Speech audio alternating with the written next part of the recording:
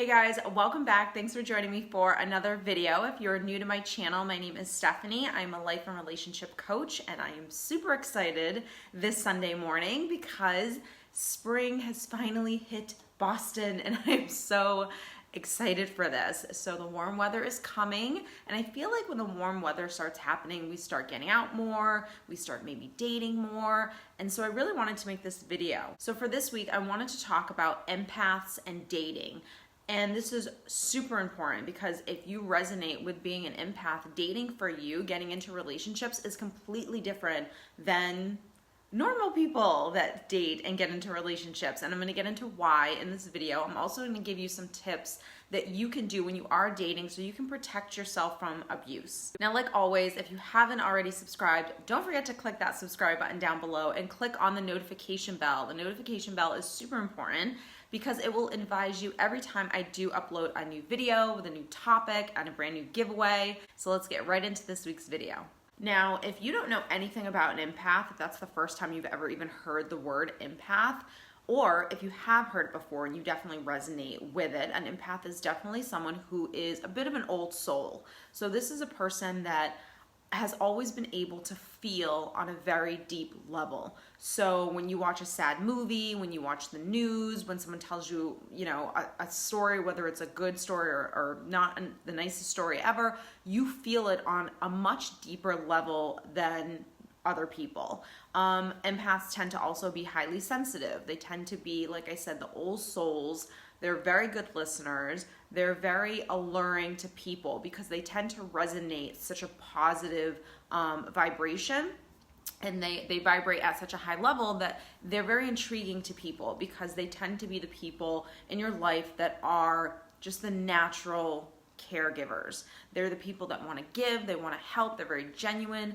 And these are great qualities to have as being a human being, but they also come with some downfall, right? So if you resonate with an empath, in terms of downfall, you will know that you can get overwhelmed very easily, whether that's in crowded places or even just living your life day to day. You definitely enjoy your alone time. You need time to yourself in order to recharge. Because you feel on such a deep level, it can be overwhelming at times, and it can be a lot for you to hear horrific stories on the news, right? Or hear about something that's tragic that just happened to someone that you really love, or even if it's someone that you don't even know. Because you can feel so deeply, it can definitely drain you emotionally very quickly.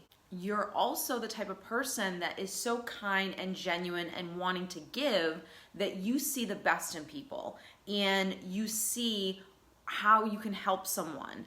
And the problem with this is if you don't get hooked up with people that are aware of who you are and are healthy themselves on some level, or at least know what their issues are, then you tend to be the person that will overlook red flags because you want to see the good in people. You want to believe that everyone's good and everyone's trying and everyone's, wanting to grow and expand and learn and heal from past hurts, and you want to help them.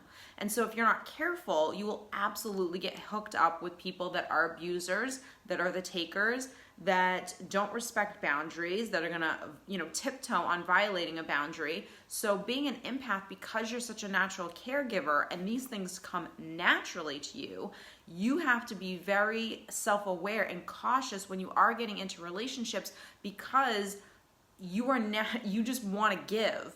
And if you're not careful, you're going to attract takers and you're going to attract abusers. And if you're not aware of this stuff, you get trapped in the hamster wheel that I like to call, right? And if you have past wounds and stuff that's going on inside of you, then like I said, you're never healing from your past, and we fall into that codependency. So sometimes not all codependents are empaths and highly sensitive, but a lot of them actually are.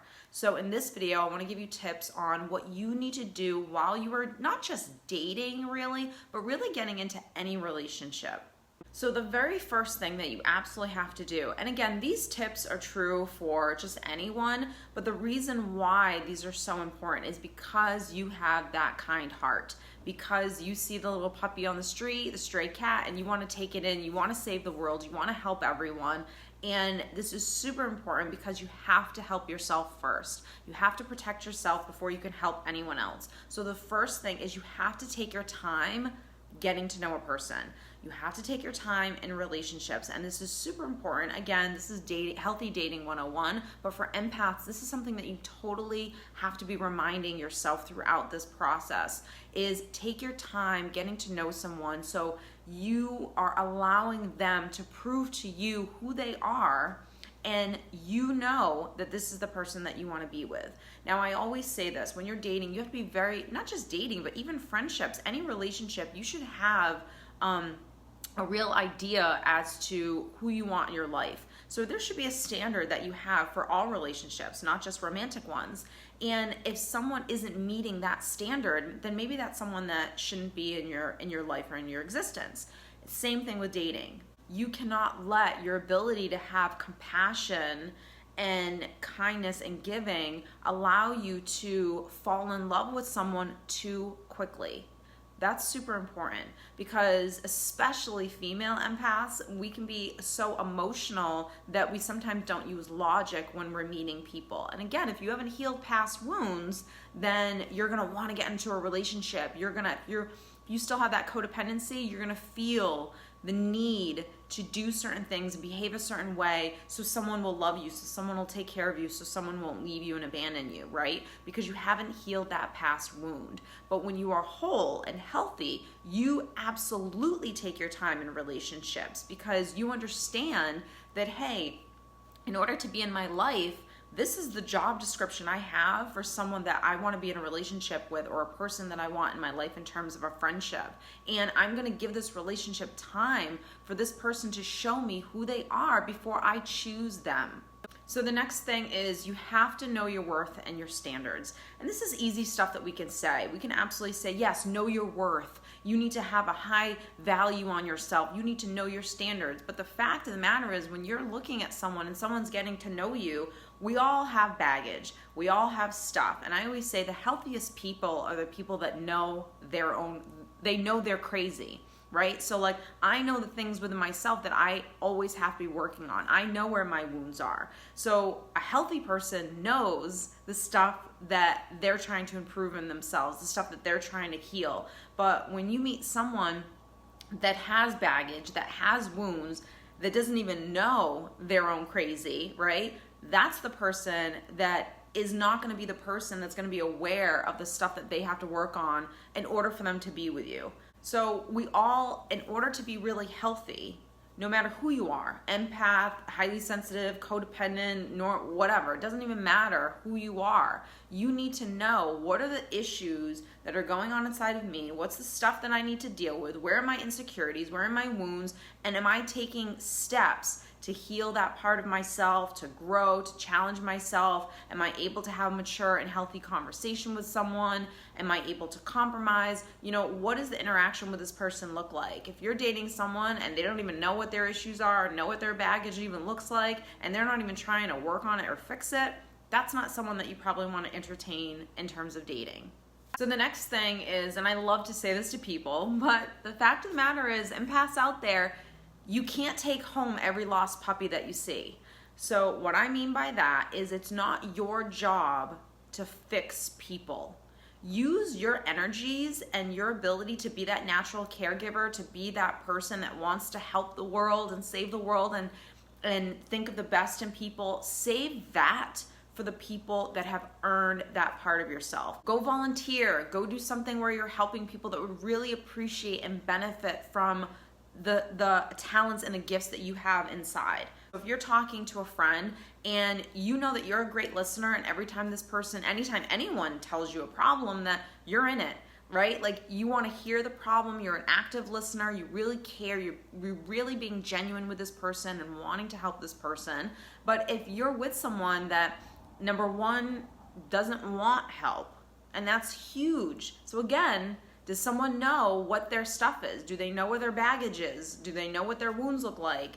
Are they at the point in their life that they're taking steps towards trying to better themselves? If you're not talking to that person and you're talking to the person that doesn't even know what's going on with them and doesn't quite care, right, to fix anything within themselves or heal something, it's not your job to then come in and try to save that person because they don't want to save themselves. For me, that was a huge lesson that I had to learn, that anytime I tried to help someone, that if they didn't want to take the help, that number one, it wasn't my job to come in and save the day on this person. I could offer advice, I could offer assistance when I felt I could give assistance, right? That was me healing that codependency, where when someone told me a problem, whether it was someone I was dating or someone that I loved, I didn't just step in and try to save the day. I had to consciously take a step back on who I naturally was and not give so much and be able to stop myself before giving.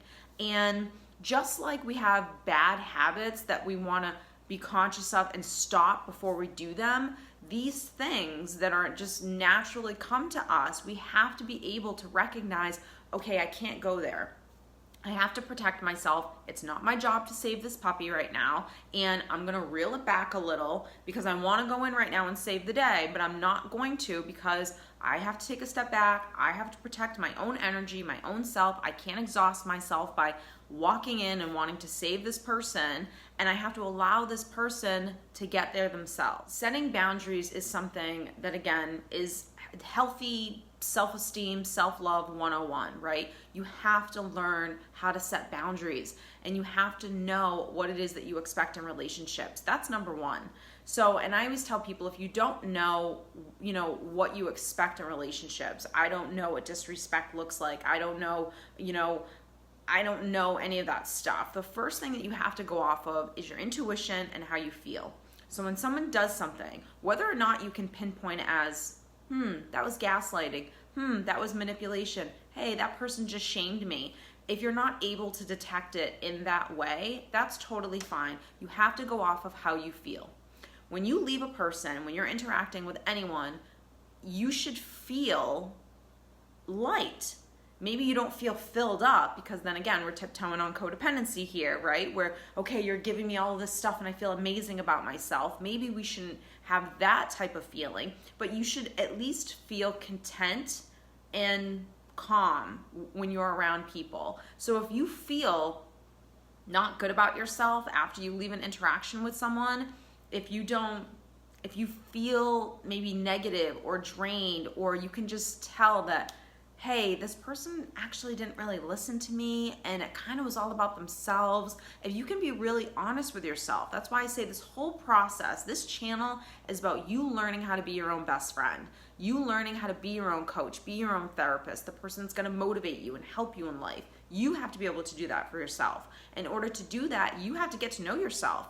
You have to be honest with yourself. You have to, when you ask yourself a question, no matter what comes up, you have to be able to validate that stuff. So, and that's what I teach my clients, is being able to do this stuff for yourself. That increases self-confidence. That increases your self-worth. That creates the happiness that you actually want. So learning how to set boundaries, like I always say, the best thing about boundaries is when you set them, you get to see who a person is. And I think that that's amazing, because you're not going to always be able to see who a person is just by kind of living life and hanging out and, going to the movies or having dinner together. It's really the times when you're going through a disagreement, right? And you're telling someone, okay, well, this is how I feel and this is what I think, and how do they show up for you? You're going to get to know a person when you let your walls down and you are vulnerable with them and you let someone into your world. So that, again, is a great indicator of how a person is going to respond to you, be there for you, how they're going to make you feel when you're showing them bits and pieces of yourself. Absolutely huge. Also, we're not perfect. We're going to do things that unfortunately hurt each other at times because we're human beings and we're perfectly imperfect, like that quote says. But when we do things where we hurt someone else, by setting boundaries, again, that will show you, does this person respect me? Does this person respect the boundary that I'm setting?